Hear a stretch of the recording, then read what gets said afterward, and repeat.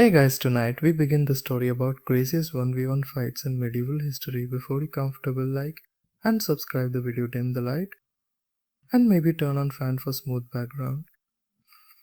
Start the story in the quiet glow of a firelit hall. Imagine yourself sitting on a rough wooden bench. Outside the wind howls across the moors. Inside voices murmur, ale flows, and somewhere a bard begins to tell a tale. Not of kings and empires, but of men who faced each other one on one with everything at stake.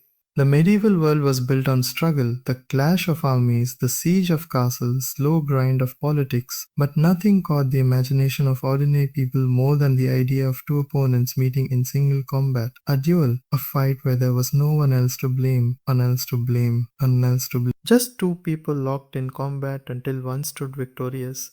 It wasn't always about honor, of course. Sometimes it was about justice. In a time when courts were corrupt, evidence was unreliable, and literacy was rare, a strange belief took root: if two people had a dispute, they could fight it. But yeah, the idea was simple: God would give victory to the one who was right. This was called trial by combat, and though it may sound absurd to us today, in the medieval world it was deadly serious. But not all fights were justice. Many were for pride, for love, for kingship, for survival, and some were for sheer entertainment. Knights at tournaments, clashing with lance and sword, while crowds of nobles cheered. What makes these fights fascinating isn't just the violence. It's the sheer strangeness, the drama, and sometimes the ridiculousness of what people believed was a fair combat. From knights fighting mounted on war horses, to peasants swinging farm tools, to a man and a woman forced into trial by combat under the oddest rules imaginable, medieval one had everything. Tonight we will travel back in time through dusty chronicles and forgotten stories to discover some of the craziest 1v1 fights in medieval history. Don't expect epic Hollywood duels. These are real stories so gritty and sometimes even absurd. Perfect to drift off to sleep with a smile at how strange the past could be. So let us begin with the first of our tales. The idea of knightly combat: when we think of medieval single combat, we usually imagine knights in shining armor. And indeed, knights were the true celebrities of the Middle Ages. They carried swords that gleamed in the sun. They wore crests on their helmets that marked their noble families, and above all, they lived by the code of chivalry. Or at least they claimed. A knight's honor could not be stained without blood being spilled. If one knight accused another of treachery, of cowardice, or even of insulting words, the matter might end in a duel. This was not just fighting, it was theater. Two armored men standing before their lords, their reputations hanging by a thread, their lives perhaps about to be cut short. And while many duels have been lost to history, some have been remembered for centuries. Richard the Lionheart versus Saladin's champions, the Third Crusade, 1189–1192, was a bloody and chaotic affair. At its center stood two towering figures: Richard the of England, known as the Lionheart, and Saladin, the great Sultan of Egypt and Syria. It is often said that Richard and Saladin never met face to face in combat. That is true. But Richard did face several of Saladin's champions in one-on-one encounters during skirmishes outside Jerusalem. In one famous clash, chroniclers wrote of Richard riding into battle with his warhorse snorting and his broadsword gleaming. The Saracen warrior, a champion chosen for his skill and bravery, charged forward to meet him. The two men clashed in full view of both armies. Richard's strength was said to be legendary. He swung his sword with such force that he cleaved the Saracen's shield in two. The crowd of soldiers roared in awe. It may sound comical to us, but to the people of the time it was deadly serious. For both fighters, their lives and reputations were on the line. A peasant versus a knight in another case from the Holy Roman Empire. A simple farmer accused a knight of stealing his land. With no witnesses and no written proof, the case went to trial by combat. Imagine the scene. A peasant armed with little more than a wooden cudgel, standing across from a fully armored knight with sword and shield. Everyone expected the peasant to be slaughtered, but fate had other plans. The knight, weighed down by his armor and overconfident, slipped in the mud. The peasant seized the moment, striking him again and again until the knight surrendered. The crowd gasped. Justice, they believed, had been revealed by God's hand. Monk versus knight. Sometimes even men of the cloth were forced into combat.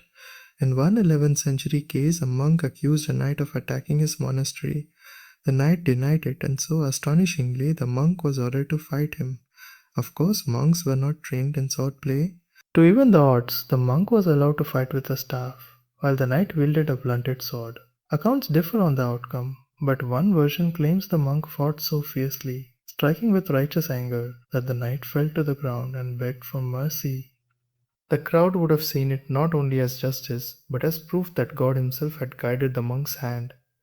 The animal trials, as strange as human duels could be, sometimes animals were put on trial. Yes, actual animals. Pigs, dogs, even horses accused of causing harm were sometimes forced into symbolic combat. One of the strangest cases recorded involved a dog accused of attacking livestock.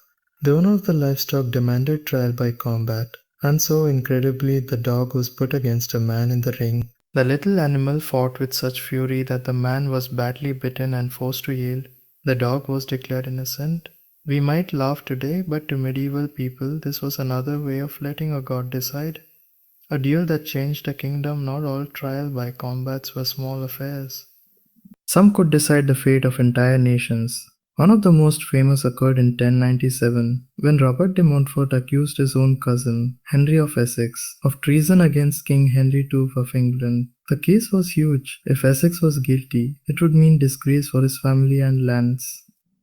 The two met in combat before the king himself. At first, Essex seemed to have the upper hand, but Montfort struck a crushing blow and Essex fell unconscious. Believing him dead, he was carried away to a monastery where he lived the rest of his life in shame. The duel had spoken. Essex's honor was destroyed forever. Trial by combat was eventually outlawed in most of Europe, but it lingered for centuries, even into the 1500s. It revealed a strange truth about the medieval mind. When evidence failed, when trust collapsed, people turned to the sword, believing that God Himself would decide. But duels were not always about law, always about law. Sometimes they were about sheer entertainment, knights fighting for glory before vast cheering crowds. That world, the tournaments and jousts of medieval Europe, will be our next chapter. The birth of the tournament, while trial by combat was about justice, tournaments were about prestige. By the 12th century, knights across Europe were seeking ways to train, to show off their skills, and to win the admiration of ladies and lords. Out of this desire grew the tournament. A tournament was more than just a fight, it was a festival. Entire towns came alive when knights gathered for competition. Banners flew, trumpets sounded, and nobles filled wooden stands to watch the spectacle. The heart of these events was the 1v1 joust. The joust, the ultimate 1v1, the joust was simple in theory. Two knights, each mounted on a war horse, would charge at each other with long lances. The goal was to unseat the opponent or at least shatter your lance against his shield or armor. But in practice, it was far more dangerous. Horses thundered forward at incredible speed. A lance could shatter ribs, snap a neck, or even pierce through armor. Many knights died or were crippled in the lists, despite the rules meant to keep the contest sporting. Yet, the risks only made it more exciting for spectators. Knights who triumphed in the joust became famous. Their names were sung in ballads. Their victories earned them rich prizes and sometimes the favor of powerful lords and noble ladies. The death of King Henry II of France, one of the most famous jousting accidents, involved not a common knight but a king himself. In 1559, King Henry II of France entered a tournament to celebrate peace with Spain. Despite being advised not to fight, Henry insisted. Facing a skilled opponent named Gabriel Montgomery, he charged with lance lowered. The two men struck each other with tremendous force, but disaster followed. Disaster followed. Montgomery's lance splintered and a sharp piece of wood pierced Henry's horse, driving deep into his skull. The king lingered in agony for days before finally dying. His death shocked all of Europe, and tournaments soon began to decline, seen as too dangerous even for knights, let alone kings. The chivalric theatres still in their prime tournaments were as much about theatre as about fighting. Knights dressed in dazzling armor, polished until it gleamed in the sun. They painted their shields with family crests and wore flowing capes in their house colors. Some even disguised themselves, entering tournaments in secret under false names, only to reveal their identity after a brilliant victory. Women played a central role too. Two noble ladies often awarded the prizes golden chains, silver cups, or silk ribbons. A knight might dedicate his fight to a lady, promising to win glory in her name. This blend of romance and violence became the essence of medieval chivalry. The jousts of the Black Prince one knight who became legendary in the lists was Edward the Black Prince, the son of King Edward III of England. Known for his military skill in the Hundred Years' War, he also shone in tournaments.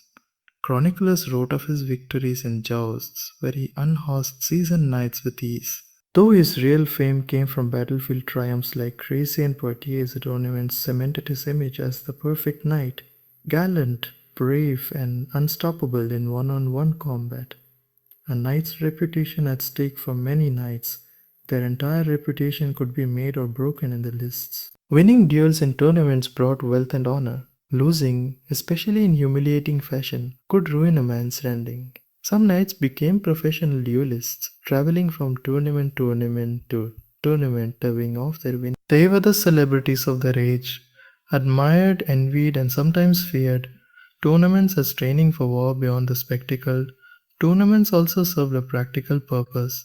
Knights gained real combat experience by fighting one on one against skilled opponents. The strength, endurance, and courage required in the lists translated directly to the battlefield, yet the line between training and entertainment was often blurred. For the watching crowds, these 1v1 clashes were not about preparing for war, but about watching heroes risk everything for glory. The tournaments showed the glamorous side of medieval single combat, but not all one fights were so polished. Some were brutal, desperate, and fought not in lists before cheering crowds, but in muddy fields or city streets. In the next part, we will look at some of the most unusual and forgotten duels of medieval history, strange encounters between unexpected opponents, where survival, not honor, was the only prize. A duel over cheese, not all medieval duels were fought over land, honor, or justice. Some were sparked by things we would laugh at today. One account from the 14th century tells of two men who fought a duel over the ownership of a wheel of cheese. The story goes that a wealthy merchant accused a farmer of stealing a prized cheese from his stall. The farmer swore he was innocent, but the merchant demanded trial by combat. They met with cudgels in hand, and before a crowd of amused townsfolk, they beat each other until one fell unconscious. The winner, the farmer. According to the chronicle, he returned home sorely bruised but with his cheese intact. A duel in the snow in 1455, two rivals in Switzerland agreed to settle their feud with a duel in the dead of winter. They chose a frozen lake as the battleground. The rules were simple: swords, no armor, no retreat. The fight began with both men slipping and sliding on the ice, their blades clashing in bursts of sparks. Spectators bundled in cloaks stood at the edges, cheering and laughing as the duelists fell repeatedly. At last, one fighter managed to knock the other off balance and press the tip of his sword to his opponent's chest. The crowd declared him the winner. The loser, humiliated, swore never to fight on ice again. Knights fighting on foot while jousts and mounted combat were the noble ideal. Sometimes knights had to fight duels on foot of their majestic horses. These fights could be even more brutal because they lacked a quick, decisive strike of the lance charge. One such duel took place in 1387 between two French knights, Sir Jean de Bar and Sir Pierre de Courtenay. Both men accused the other of treason, and the king ordered them to fight on foot, on foot, on foot, on foot, on foot, on foot, on for hours, on hours. They hacked at each other's armor, denting steel and breaking blades. At last, too exhausted to continue, both collapsed. Unable to rise, they were carried off the field, and the duel was declared a draw. The spectacle left the crowd both disappointed and amazed. The chronicler who recorded it noted, never had two men fought so long and gained so little. The duel in the city streets, not all medieval duels were formalized with royal approval. Many were spontaneous, street brawls that escalated into deadly one-on-one encounters. In 1322, in Florence, two rival merchants clashed in the marketplace. Their feud had simmered for months over trade rights, and finally it boiled over. They drew daggers and circled each other, with the crowd forming a ring around them. For nearly an hour they slashed and dodged until one man finally landed a fatal blow. The crowd dispersed quickly, fearful of the city guards. But for weeks afterward, the story of the dagger duel in the marketplace was retold in every tavern in Florence. Told to the death over a song, perhaps the most unusual duel of all was fought not over property, love, or even honor, but over music. In 12th century France, two troubadours, wandering poets who sang songs of love and chivalry, argued over which of them had composed a particular ballad. Neither would back down, and so incredibly, they agreed to fight a duel with swords to settle the matter. The chronicler who recorded the event did not even bother to write down who. What mattered apparently was that medieval people could be so stubborn that even a song could lead to bloodshed. The last duel in England, trial by combat, was outlawed in England by the 16th century, but the tradition of dueling continued in more private forms. Yet one last case brought it back to public attention in 1817, long after the medieval era had ended. A man named Abraham Thornton was accused of murdering a young woman. With no clear evidence, he demanded his right to trial by combat, citing ancient law. His accusers were stunned. The court, after some debate, actually allowed it, but when the day came, no challenger appeared to face Thornton. The case collapsed and he walked free. Though not technically, well, it shows just how long the shadow of single combat lingered in the legal imagination. The forgotten duels remind us of one thing. People in the Middle Ages were willing to risk their lives over almost anything: land, honor, love, insults, cheese, and even songs. But what do all these strange, glorious, and brutal encounters tell us about medieval society itself? That is the final piece of our journey. The closing reflections on why medieval people were so obsessed with 1v1